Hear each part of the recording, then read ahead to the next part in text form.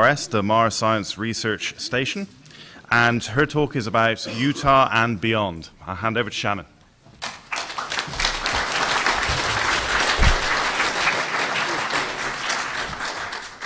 Okay, so I have to confess I haven't seen a lot of talks, but I think this one's going to be a little different than what you've been hearing, because basically I'm going to try to recruit you all. All right? So anybody who wants to leave now, okay, no, I'm kidding, stay. And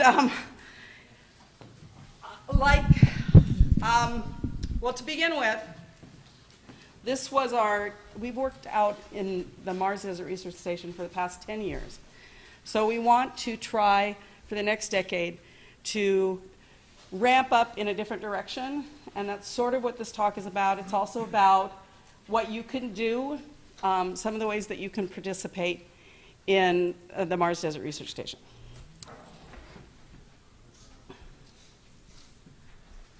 So Mars analog research is a field, a multidisciplinary field, based on doing research in environments where there are most often geologic analogs of Mars. There are more and more of these types of ventures happening. You'll hear a few more talks today about them. And so MDRS is one of the oldest. FMARS is in the Arctic is a little older than MDRS. If you have any questions about FMARS, please let me know. There's nothing in this talk about FMARS. Okay, so there are two types of Mars analog research. The one is the traditional, really, really hard science way of looking at geologic analogs. Some examples around the world of Mars analogs are Arkaroola in South Australia, where the Mars Society has a research environment. The Pilbara, which is in Western Australia. Antarctica, anybody doesn't know where that is, let me know. Atacama Desert in Chile. And there's several research facilities in the Arctic, and then there's MDRS in Utah. Again, Mars analog research in a technical sense looks at tradition in the traditional fields. I didn't have enough Diet Coke this morning, sorry. Here's some pictures of some of the Mars analogs. This is MDRS, this is MDRS. That's FMARS. And that's South Australia and that's Western Australia. MDRS is technically a Mars operational analog in that you take the traditional sciences that you look at a geologic Mars analog and you add some sort of simulation, some sort of human research where you see how people can live and work on Mars. Some of the studies are, besides MDRS, are the Mars 500 study in Russia. And that study was a closed study. In other words, they took the people who were participating and they locked them in a completely controlled environment for the 500 days of the study. And there are a lot of open system studies. Again, those are what you mostly see. MDRS and FMARS are research station-based facilities, but there's also Mars operational analogs where you take spacesuits out into several different Mars analog environments, rovers, any of those types of research are open systems research, operational research. HI-SEAS is one of the newest Mars operational analogs, and the talk following this one, Gene Hunter will let you know what's happening there. Pictures of some Mars operational analogs. If you're really lucky, you get to play with robots. This is actually a meeting at FMARS. And there's a third component to both Mars analog research in a geologic sense and the Mars analog operational research, and that's the idea of doing some sort of educational or outreach events. Spaceward Bound at NASA Ames is one of those. The University Rover Challenge that occurs every summer at MDRS. Yes, summer in the desert in Utah. Musk Observatory, our observatory out at MDRS is one of those. And there's a new interest in having college-level courses at Mars Analogs to train up-and-coming young scientists. So this is how MDRS looked the very first season. This is February of 2002. Yes, I did get the date right. This was Crew 4. The station was run on a very small gas generator. We ripped through about one every 2 weeks. The electricity would go off, probably 200 times a day. The first season we went through 3 different types of toilets. That was extremely fun. And the water was delivered from town. We didn't have a septic system. The heaters did run on propane, but that's the only thing that we ran on propane. And we had some very old ATVs that we rented from some of the local people. They were not extremely reliable. Peeking out behind MDRS in this photo was the original greenhouse. It lasted 6 weeks before it rolled away. And I'll show you what happened to the remaining few plants that were there after that event. We chased it across the desert. And we have no video of this, but I imagine it looked we were in spacesuits, which is a good thing. It would have been great with spacesuits. Can you imagine? You know? So we built a bigger, better greenhouse, and I'll talk more about that in a little bit. This was MDRS about 3 weeks ago. After 2002, we built the Musk Observatory on a rise behind the habitat. Nobody thought about the geology of that site, and so we had constant shifting with the observatory, and so it just got moved several hundred meters to where it stands in this photo. It was completely upgraded to include new, it's the same telescope, but it's got all new advanced cameras and that you can operate remotely. John Baranka is giving a talk this afternoon on one of the tracks about the new observatory and all the exciting new opportunities for educators, amateur astronomers, and just anyone who's interested in doing astronomy. It's a beautiful telescope.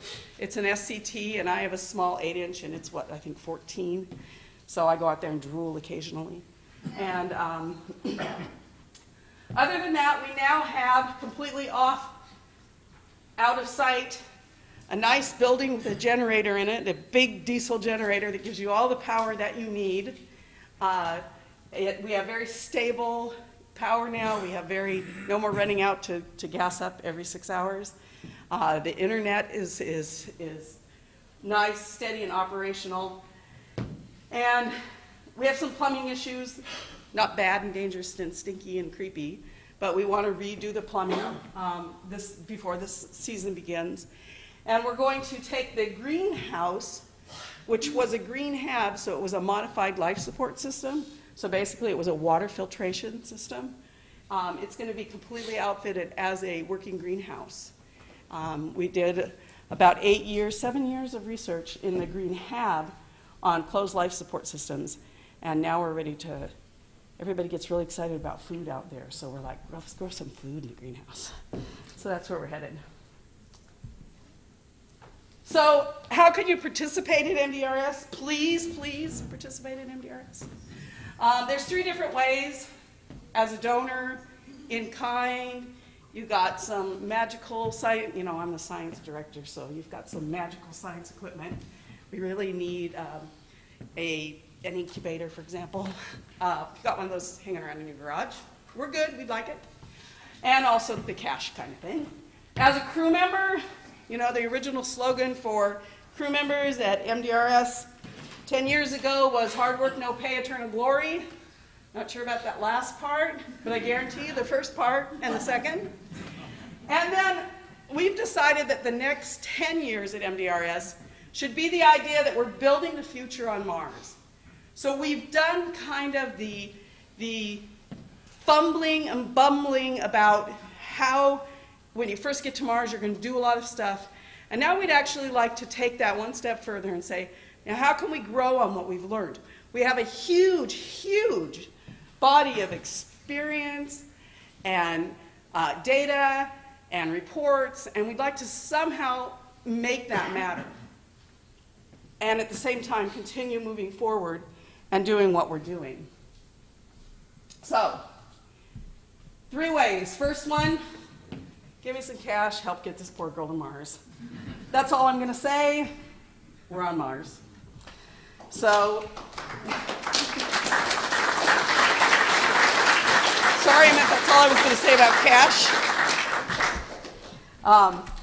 Now let's talk about the 2 other ways that you can participate, as a crew member or as a mission support person.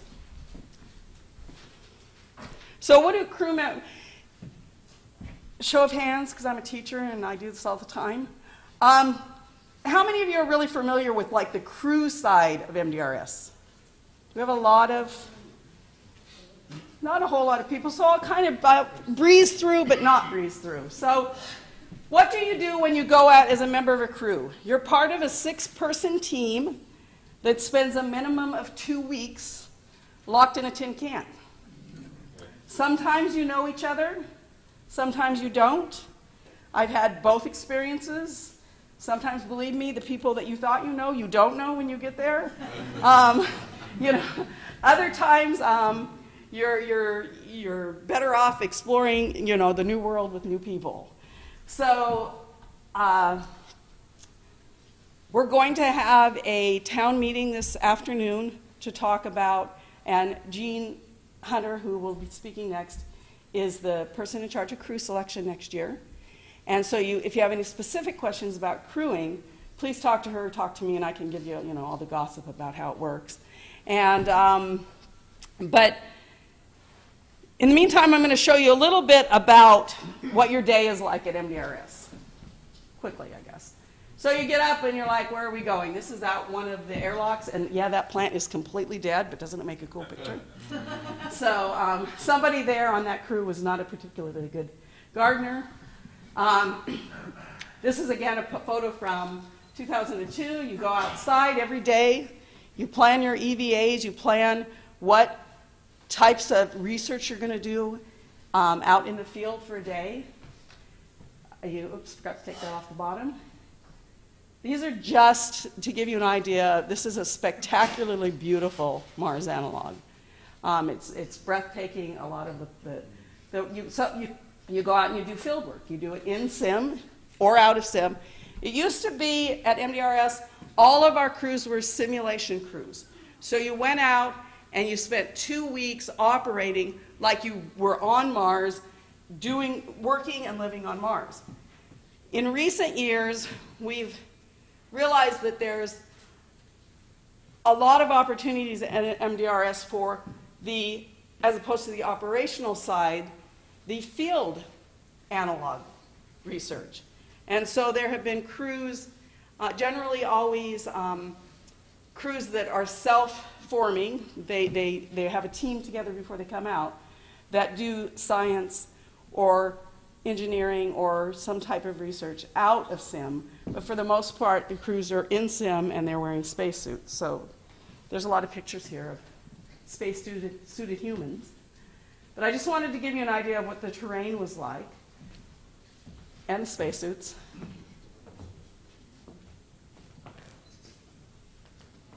So at the end of the day, oh, and if you're really lucky, they let you play with robots.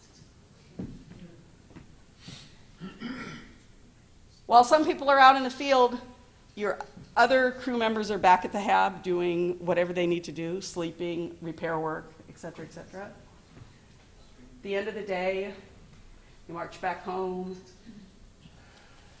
You probably have a lot of work you still need to do. Everybody who knows me knows there was going to be a picture of the lab in here. So there you go. That's our lab. You eat a lot, sometimes good food, sometimes not so good. And at the end of the day, you can't see that, but that is actually the hab at sunset, or that sunrise, I lied. So we need geologists, we need biologists, we need human factors people. Human factors researchers, I should probably say, if you're interested in doing human factors or human studies, you don't have to be on a crew. You can use our crews as your guinea pigs. PR, anybody who wants to do some sort of filming, makes any kind of filming, photography, articles for magazines, can serve on a crew or can come as just someone watching the cruise. Engineers, we need those. We actually, if you're interested in a crew, being on a crew, and you have engineering skills, we will be all over you because we have really, really lacked skilled engineers in the past few years on our crews. And so, you know, if you want to know where you're going to have an edge, that's it. Either tell us you're a good engineer or tell us you know how to fix everything. And we also want artists, writers, and educators. And these are just people pretending to be artists. And writers and educators. So, well, I guess a couple of us are educators, but I didn't have any other picture, okay? I was kind of desperate. I'm like, well, we look stupid. Notice I'm the commander with the crown? Yeah. So, in other words, what I'm trying to say here is we need you. See yourself in this picture? Do you see you in this picture? Okay. Just think of what my students have to go through all the time. You just have to listen to me for half an hour. Okay. More happy little campers. Now, the rest of this talk is basically going to be how can I entice you to join us. If you're not interested in being a crew member, if you don't have 2 weeks to devote, if the whole idea of hanging out with 5 other strangers for 2 weeks just really is not your style, do we have the opportunities for you? Okay. Mission support. We're looking for Capcoms. Capcoms at MDRS do somewhat the same job as Capcoms at any NASA facility. They communicate between those of us on Earth and those of us on Mars, aka MDRS. You can work 1 night a week. You can work 1 night a month. You can be the stand-in if, say, there's a Capcom who's scheduled to work during a particular day of the week and they have some other thing that they need to do. Our field season will run this year between 4 and 6 months. We're not exactly sure. So you need to kind of have a time frame between December and April where you can be available to kind of hang out with a bunch of really cool people, at least 1 night a week or just as a backup. We're also looking for a social media coordinator. So this is someone who would like to be involved and basically would like to upkeep our MDRS Facebook page and post some pictures every now and then and keep people up to date. That's a very, I mean, when you check your Facebook anyway, so when you're checking your Facebook, check ours, and so that's not a really time-consuming position. We need engineers. We used to have a larger engineering team than we currently have. So again, anybody who wants to get their hands dirty and has skills that I clearly don't have, please join us. We have an engineering team. The engineering team members work throughout the field season. They're generally available to the crews every day. Although you can say, hey, I'm going to be gone for a week, or I can't check in for a couple of weeks or something.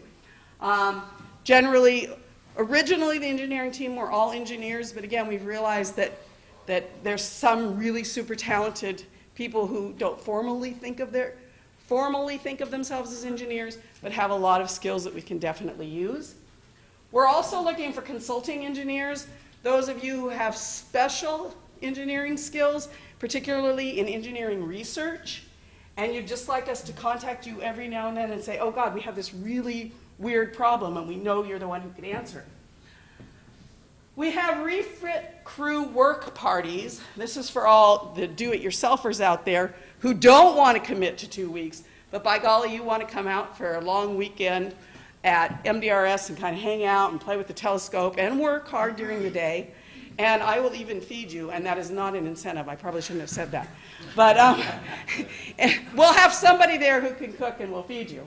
So this is the idea, is to come out, support the effort for a few days that you have available, and enjoy the beauty of MDRS without having a long-term field season-long commitment. The next scheduled work party is on October. We're going to focus on the plumbing and the greenhouse. So anybody who's interested in joining us, please do let me know. We're also looking for engineering project, short-term. If anybody out there is a plumber, we need you. Long-term, if you'd like to work on how to design our greenhouse effectively, if you have project. University teams who would like to get together and design a project for the greenhouse, please do. Okay, I got to move faster. Science, we have a remote science team. We have all disciplines represented. We're rather big. There's about 12 of us. We could definitely use more. We used to have about 30 people on the team. We also are looking again for consulting scientists. We would love to have some space scientists. We're all kind of really earthbound. Project scientists, if you want, there's a short-term project that you want to do, we would love to have somebody to do a mapping project out there, to come out, tear around on ATVs and map the areas really, really well. Long-term, oops, that's a tern, that's a bird, sorry. Long-term, the food study, which Jean will talk about this afternoon in the first talk of the track, is one of the long-term science projects we're having. Again, observatory, we're looking for both research team members and people who are interested in doing education and outreach. Some of the special projects, again, we're looking at education and outreach. We need someone who's interested in going out the end of the field season and interacting with the local area people and hosting an open house. It's something we've talked about for a long time, and none of us can ever get our act together enough, okay, guilty, to actually go out there and do it. So we would love somebody who would take that on as a project. Again, that writers, artists, and educators. I decided if I went back to MDRS as a mission commander, I would love to lead a team of nothing but creative, wonderful people. I think that would be awesome, and I would save them. Right, okay, got it. We're looking for a research librarian. We would love to have somebody who could gather up all the papers that have been published. We know there's a lot of work out there that has been published, but because it's so multidisciplinary, because it's science and engineering and human factors, and in some cases just human interest, we don't have a list of all the publications at MDRS. We'd love to have that. I'm not real big on the idea of a Wikipedian, but I'm really not happy with I don't do wikis, but we would like ours updated. We would like it to be solid and true. We're looking for a web researcher, someone who could go and kind of seek out MDRS articles and say, ooh, here's a great one, we sound really good, and that's not even true, why is that online? We're also looking for a documents editor, someone to actually update some of the documents that in the past few years have it would be a challenge, a real steep curve at the beginning to get the documents up to where they used to be. We're looking for project teams. This afternoon at the town meeting, we'll talk more about this. We would love to get a team of people. You don't ever have to even go out to MDRS to join a team kind of directing the observatory. Peter Detterline is our astronomer, and he'd love to have a group of people that could, come up with really good ways to utilize our awesome observatory. And we also have an education outreach component. The astronomy is the most developed project at this point. The greenhouse project team, like I said, we're in the development stage. This year we want to get it operational on a small level to see what we can do wrong, what we're going to do right, what we need to do for the future. So if you're interested at all in Martian agriculture or in greenhouse type projects, please, we need a team to get together. We also are looking ahead to a sustainable energy project team. We'd love to have some outside projects to come in and do their research at MDRS, and a resource utilization project team. So not only are we looking at people who could tell us how to better manage the resources at MDRS,